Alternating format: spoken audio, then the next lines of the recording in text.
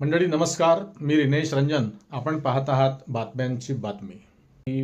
अजितदादा पवार यांचं 28 तारखेला सकाळी 9:30ला विमान अपघातात निधन झालं. अजितदादा पवार यांचा अपघात नसून हा घातपात आहे. याचे पुरावे जरी नसले तरी बघा, सर्वात आधी हा संशय विरोधी पक्षातील लोकांना येत असेल तर त्याचं काही नवल नाही मंडळी. परंतु पक्षातीलच अमोल मिटकरींचं एक स्टेटमेंट आलं आहे मीडियावरती की त्यांनी प्रश्न उपस्थित केले की हे विमान मुंबईवरून निघण्यापूर्वी त्या विमानाचा वैमानिक, जे दोन वैमानिक होते, एक शांभवी पाठक आणि दुसरे सुमित कपूर, यांना वेळेवर पाचारण करण्यात आलं. वेळेवर अगदी त्यांना कॉल करण्यात आला. पण अतिशय अर्थात दुसरे दोन पायलट येणार होते बारामतीला अजित पवारांना घेऊन, पण अगदी वेळेवर ते पायलट बदलण्यात आले. हा पहिला विषय.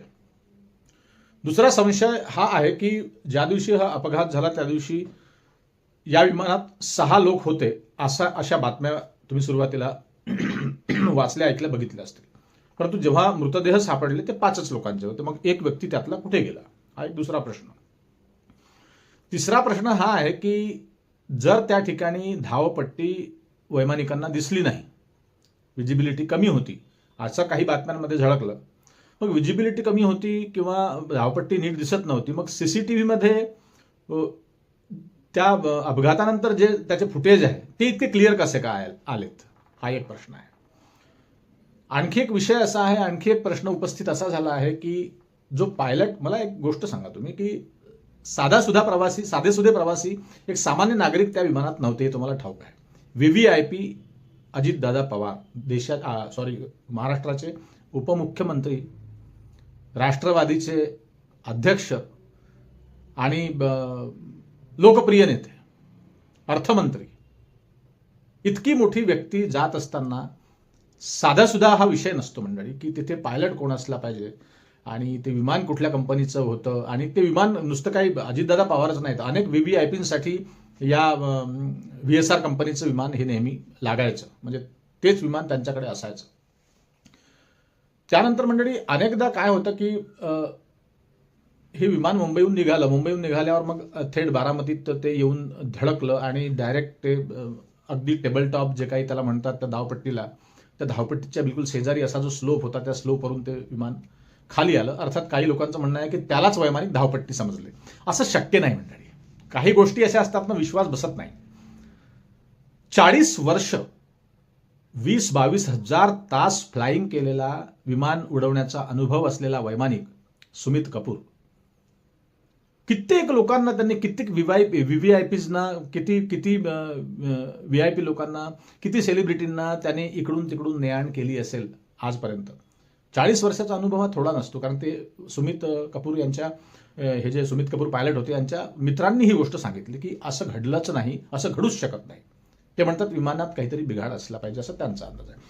आता बघा, पक्षाच्या बाहेरचे लोक जे काही आरोप करतील आपण समजू शकतो, परंतु अमोल मिटकरीच स्वतः म्हणतायत की हा संशय व्यक्त करतायत. हा झाला एक भाग. दुसरा विषय असा आहे की शरद पवारांना हे स्टेटमेंट देण्याची इतकी घाई का होती की हा अपघात आहे, केवळ अपघात आहे, हा घातपात नाही, यावरती कुणीही राजकारण करू नये. इतकी घाई हे स्टेटमेंट देण्यासाठी शरद पवारांनी का केली? आणि तिसरी गोष्ट महत्वाची ही आहे मंडळी की चितेची आगही शांत झाली नाही, दशक्रिया आटोपली नाही, 13वा आटोपला नाही.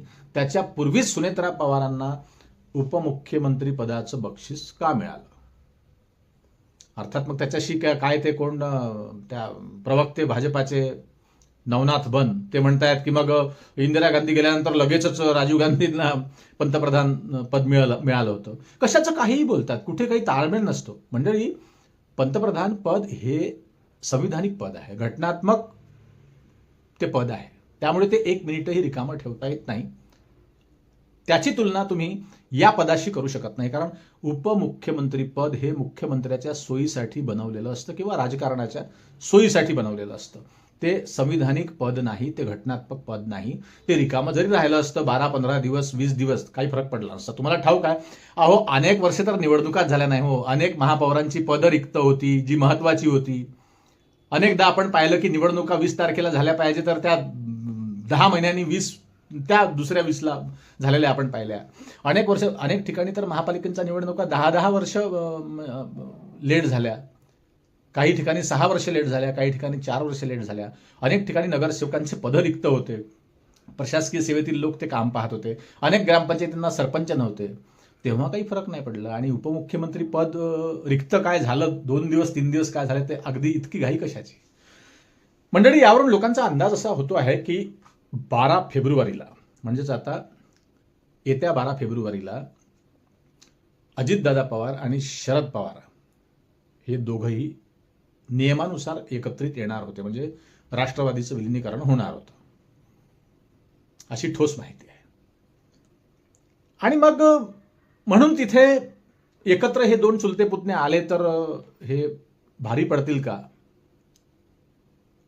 यांचा कहर होईल का. कारण दादांचं नाव तुम्हाला माहिती आहे. तुम्ही आता अनेकांना मृत्यूनंतर त्यांचं कळलं असेल, जे राजकीय क्षेत्राच्या बाहेरची मंडळी आहे किंवा ज्यांना राजकारणामध्ये फारसा इंटरेस्ट नाही, ऐकण्यातही नाही, बघण्यातही नाही, वाचण्यातही नाही, त्या लोकांना मृत्यूनंतर कळलं असेल. पण मृत्यूच्या आधीच, आणि ते काम बोलतं ना मंडळी, अजित पवारांचं काम त्यांनी बारामतीला आरशासारखं चक्क केलं आहे की नाही, हे जेव्हा तुम्ही स्वतः बारामतीला जाल किंवा तिथले असाल तर हरकतच नाही. पण महाराष्ट्रातील लोकांनी खरंच तिथे जाऊन बघायला पाहिजे. टीव्हीवर, स्क्रीनवर देखील, त्या व्हिडिओ फुटेजवर देखील तुम्ही विश्वास ठेवू नका, पण स्पष्टपणे थेट जा तिथे, प्रत्यक्षपणे बघा तिथे काय डेव्हलपमेंट आहे. ते खरोखर केली आहे, चुलत्याने केली, पुतण्याने केली. अजितदादा तर शरद पवारांनाही त्यांनी 2 मिनिटासाठी असं म्हणू शकतो की आपण डेव्हलपमेंटच्या बाबतीत मागे टाकलं असं म्हणायला हरकत नाही. अर्थात त्यांच्याकडूनच त्यांनी ते सगळं शिक्षण घेतलं. तर अशी सगळी गंमत आहे म्हणजे. तर सुनेत्राताई पवारांना इतकी कुठली मजबुरी येऊन ठेपली होती की त्यांना हा निर्णय घ्यावा लागला. उपमुख्यमंत्री पदाची शॉल त्यांना पांघरावी लागली, अगदी पतीच्या जाण्याच्या फक्त 3 दिवसानंतर मंडळी. मग काही लोकांचा सूर असा उमटला की राजकारण किती खालच्या पातळीला गेलं आहे, हा किती नीचपणा आहे की त्यांच्या घरचं दुःख संपलं नाही, त्यांचा दुखवटा आटोपला नाही. आणि आणखी एक विषय असा की शरद पवारांना हे माहिती नाही, रोहित पवारांना याची कल्पना नाही, फक्त पार्थ पवार आणि सुनेत्रा पवार यांनाच माहिती आहे. मग असा कोणता नाईलाज होता सुनेत्राताईंचा. काही लोकांचं म्हणणं असं आहे की अजित पवारांनंतर प्रफुल्ल पटेल रांगेत आहेत राष्ट्रीय अध्यक्षपदाच्या, त्यांच्या राष्ट्रवादीच्या अध्यक्षपदासाठी. शंका भरपूर आहेत. परंतु शरद पवारांनी जे स्टेटमेंट त्या दिवशी दिलं की हा घातपात नाही, हा अपघात आहे, एवढं हे बोलण्याची घाई शरद पवारांनी केल्यामुळं चर्चेला वाव मिळाला नाही किंवा चर्चा ती कुठेतरी थांबली. किंवा चर्चेचा जो उच्चांक म्हणावा किंवा तीव्रता चर्चेची जी असायला पाहिजे होती या शंकेबद्दल, ती तीव्रता राहिली नाही. तर तुम्हीही लक्षात घ्या. लोकांच्या बघा, मी 28 तारखेला हा प्रसंग घडल्यानंतर मी आपल्या ग्रामीण भागात गावी होतो, कारण माझेही वडील गेल्या 12 तारखेला. 22 तारखेपर्यंत तोही सोपस्कार आटोपला. मी व्हिडिओ करू शकलो नाही. मी तर सामान्य माणूस आहे, एक विश्लेषक आहे, तर मी साधा एक व्हिडिओ करण्याची माझी म्हणजे मनस्थिती नव्हती. माझे वडील तर वयोवृद्ध होते, 84 वर्षाचे होते. तरी माझी एखाद 2 व्हिडिओ मी मधल्या काळात करू शकलो असतो घरी बसून, पण तेही माझी मनशा झाली नाही. मी सामान्य माणूस आहे. ते तर एवढे VIP कुटुंब आहे, सगळं अख्खच्या अख्खं राजकारणात आहेत. बच्चा कोपरा महाराष्ट्रातला त्यांना ओळखतो, त्यांच्या नावाने त्यांना ओळखतो. महाराष्ट्रच नाही, भारत ओळखतो. भारताच्या बाहेर त्यांची ओळख आहे त्या कुटुंबाची, पवार कुटुंबाची. मग माझ्यासारख्याची मनशा होत नाही एक साधा सिंपल 10 मिनिटाचा व्हिडिओ करण्याची. तर तुम्ही उपमुख्यमंत्री पदाची शपथ घेणे हा किती मोठा भाग आहे. तुम्ही तर मोठे आहात, आम्ही तर फार लहान आहोत.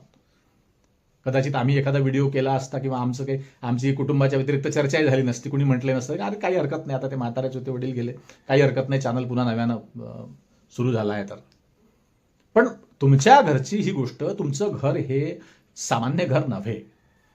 मग तुम्ही त्याचा काहीच विचार केला नाही का? किंवा मग तुम्हाला काही नाईलाज होता का? नाईलाज बघा मंडळी, तुम्ही गेल्या 10-12 वर्षात बघताय 99% लोक घाबरलेले आहेत. असे घाबरलेले लोक मी पाहिलेले नाहीत. प्रशासकीय कर्मचाऱ्यांना, माझे अनेक मित्र प्रशासकीय सेवेत आहेत, त्यांच्याशी कधी त्यांच्या कर्तव्यावरती असल्यानंतर कधी एखादा त्यांची भेटगाठ झाली तर ते मला यापूर्वी सांगायचे नाही. 2014च्या पूर्वी मजेत होते, मंगलमय त्यांचं चाललं होतं सगळं. पण आता अलीकडे त्यांची भेट झाली. काही मित्र, माझा एक मित्र कलेक्टर ऑफिसला आहे नागपूरला, त्यांची कधी भेट झाली की ते नेहमी सांगतात की रिनेश भाऊ फार अडचणीत आम्ही सापडलो आहोत. अगदी हे सरकार आल्यापासून अतिशय आम्ही तणावात काम करतो. रविवारी आम्हाला जावं लागतं, रात्री 10-10 वाजेपर्यंत काम करावं लागतं, नाहीतर घरी बसण्याची धमकी मिळते. हे 2014च्या आधी नव्हतं.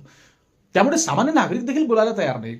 पहिले उघड बोलायचे हो, आधी पत्रकार उघड बोलायचे, रिपोर्टर उघड रिपोर्टिंग करायचे, सडेतोड प्रश्न करायचे, तिखट प्रश्न करायचे की उत्तर देणं राजकारण्यांना अवघड व्हायचं. पण ते सुद्धा घाबरलेले आहेत.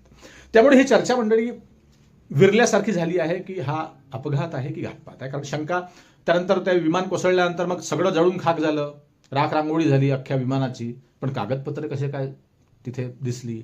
आता कागदांचं एक सायंटिफिक रिझन असतं की कागदांचा बंच असला तर तो काही ऑक्सिजनचा, कारण कुठलीही गोष्ट पेटायला त्याला ऑक्सिजनची मदत लागते.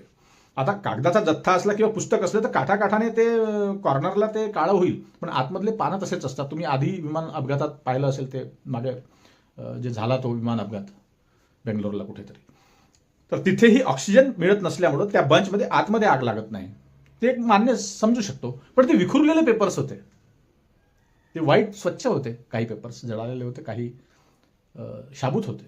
तर अशा अनेक शंका कुशंका येत आहे मंडळी. परंतु एक गोष्ट लक्षात घ्या, यापूर्वी ज्या ज्या घटना घडल्या, थोडीशीही किंचितही गोष्ट ती पुढे आली नाही आणि त्याचे पुरावे सापडले नाही, सापडूच दिले नाही. काय प्रकार आहे देव जाणे. तर मंडळी, अजितदादा पवारांचा गेम झाला आहे का? झाला आहे तर कुणी केला?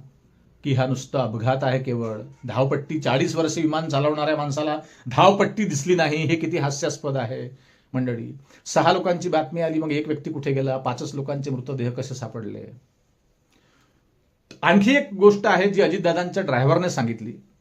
ड्रायव्हरचं नाव मी त्या विसरलो. तुम्ही बातम्यांमध्ये ऐकलं, वाचलं असेल. बारामतीला जेव्हा जेव्हा दादा यायचे तेव्हा ते ड्रायव्हर त्यांचा वापरायचे, बारामतीचा. पुण्याचं, काही पुण्याहून बारामती यायचा आहे, बारामतीच्या परिसरात फिरायचा आहे, तर तो त्यांचा विश्वासू ड्रायव्हर, फार जुना ड्रायव्हर. त्याचंही स्टेटमेंट आहे. तर तो म्हणला की आदल्या दिवशी मला ही माहिती मिळाली की मला पुण्याहून दादांना बायरोड बारामतीला आणायचं आहे. आदल्याच दिवशीची ही घटना आहे. आणि तो ड्रायव्हर रेडी होता, आपली गाडी त्यांनी आपली रेडी ठेवली होती, त्यांचा ताफा तो रेडी होता. मग अचानक काय निर्णय झाला की सकाळी विमानाने दादा तिकडनं आले, हाही एक भाग आहे त्याच्या पाठीमागचा. तर अशा अनेक शंका कुशंका उत्पन्न होत आहे. त्यामुळे मंडळी अतिशय लोक अतिशय म्हणजे जसं काय होते की अशा घटना घडल्या की पुढे पुढे पुढे पुढे लोक स्टेटमेंट द्यायला घाबरतात, बोलायला घाबरतात. कारण चाबी एक ही व्यक्ति के पास में है, और चाबी यदि एक व्यक्ति के पास में है, ट्रिगर एक व्यक्ति के पास में है और बाकी निहत्ते है, तो फिर आप समझ जाइए, तुम्ही समजून घ्या की ते हा काय प्रकार असू शकतो, त्याचे परिणाम काय होऊ शकतात मंडळी. नमस्कार. तुम्हाला काय वाटतं मंडळी ते कमेंट बॉक्समध्ये नक्की लिहा. अजितदादांचा अपघात झाला की घातपात झाला? शरद पवारांनी इतकी घाई स्टेटमेंट देण्यासाठी का केली? आणि राष्ट्रवादी पक्षातले देखील सिनियर नेते, थोरले नेते काहीही या विषयावर बोलत का नाही? तुम्हाला काय वाटतं ते कमेंटमध्ये नक्की लिहा. आणि जास्तीत जास्त लोकांपर्यंत हा व्हिडिओ शेअर करा. आपल्या चॅनलवर नवीन असाल तर सबस्क्राईब करा मंडळी. पुन्हा भेटू नवीन विषयावर बोलण्यासाठी नव्या दिवशी नव्या दमानं. तोपर्यंत नमस्कार. जय हिंद, जय महाराष्ट्र.